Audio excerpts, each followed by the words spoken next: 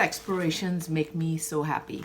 And I mean, it doesn't matter how many times I do this exercise or how many times I use some of the very same tools for this exercise, I always get new shapes and marks and discoveries.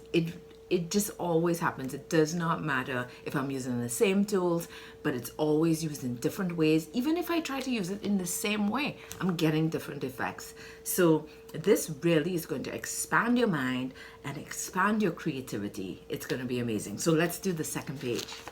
So let's do a second page of our non-traditional tools. There are so many, so let's do a second page. I'll just go through these quickly. So we're going to tape the page like we did before, right? So you have all your blocks ready to go, and you bring out all of your non-traditional tools that you have all in one place, and then you are going to begin. Same as we did before with the black paint, acrylic paint with a lot of water for a wash and a thicker one. So you have the thicker and your thinner. You can use ink as well. And here I go with a wine cork. I love that. They give you some really lovely circles, especially when you keep using them and it gets lighter and lighter. Here I use the side of the cork. So I'm using the cork in two ways, at the top and the side of it. Oh, I love doing this. This is an old toothbrush, so you can just splatter. You can get effects with the sprinkle, thin sprinkle. You can do stencils with it, as well as just using the bristles as I scrape across. I use the other end of the brush now. So always think of using an object in different ways, a tool in different ways, okay? So I have used all of these in more than one way here. And don't forget to label. Now, I'm using corrugated cardboard. I love that for stamping. Look at that beautiful texture of the stamp of those textures. I'm using sponges now.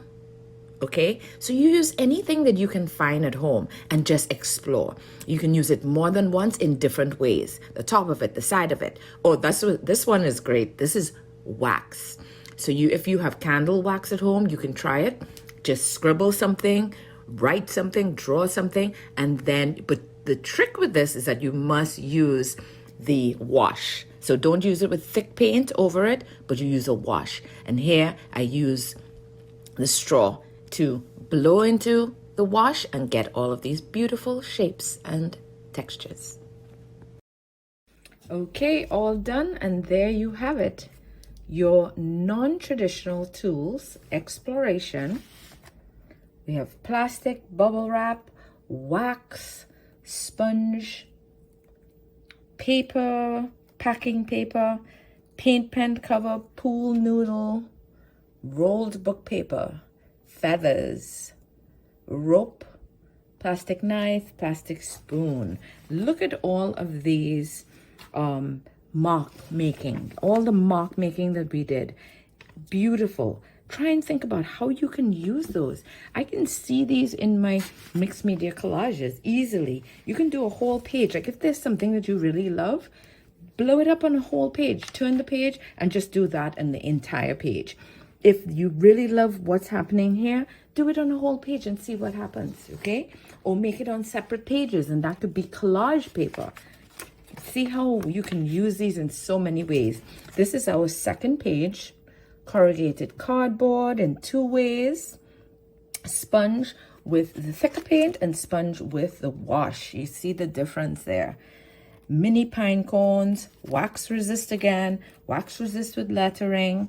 Oh, I love this one. Blow, when you're blowing through the straw, so a puddle of the wash paint with the straw, blowing through the straw gives you those lovely streaks. Then we have cork stamped with the top of the stamp, right? Both of them, one with wash, one with thick paint, wash. Here's the cork rolled on the side. Toothbrush bristles, sprinkling it, using it with stencils. Toothbrush bristles, using it outward, flat. Toothbrush handle, and the handle again. Look at all of these.